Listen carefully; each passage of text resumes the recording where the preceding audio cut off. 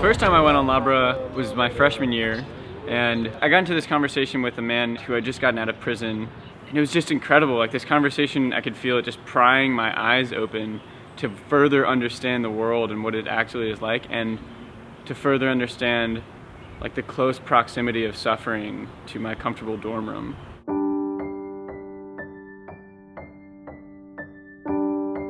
When someone first looks at Labre, they probably look at it like a food outreach ministry, because I mean that is one part of what we do. I mean, yeah, we give out food, but like that's not why they love having us around, and that's not why we love doing it. We love doing it because we love hanging out with them. We're not trying to have this approach to what we're doing that is very us to you or us to them, but really that we're seeking this like relationship, this mutuality. It's about establishing this friendship that I think is inherently dignifying for both us and for the other person, in sitting down and saying, I am interested in you and in you as a person, and in this friendship, I think I inherently validate the other person in both their existence and in their humanity, and saying you are worth knowing and you are a person worth sitting down and talking to.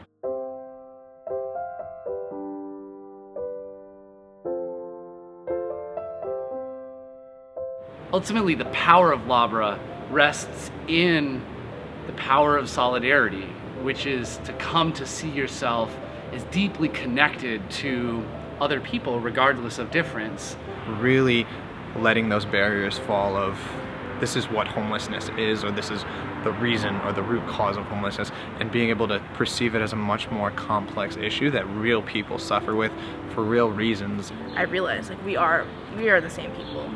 Like, they struggle with the same things as I do.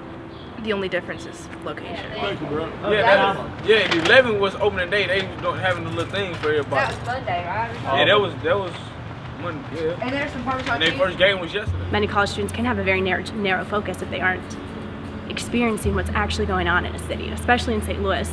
There's a lot to know and a lot to experience. It has completely changed the way that I look at the world. I look at the people around me.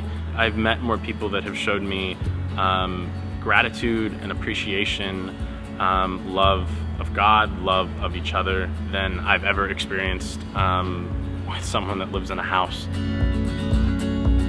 The core team of Labre is basically a group of rock stars. They are intellectually engaged, spiritually aware, socially responsible, and they use it as kind of like a intense growth period where they're not only understanding issues about homelessness, but they're understanding issues about social inequity at large, asking questions about their role in processes of social change beyond this issue. Labre is the culmination of the Jesuit educational experience, because it requires us to think carefully about issues of justice in our society while also embodying the values that we say that we have. The world doesn't just get better when you understand it.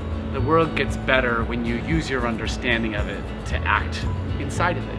And as a Jesuit institution, we position ourselves at the precipice of what the world ought to be. And Labre is one small but admirable version of it.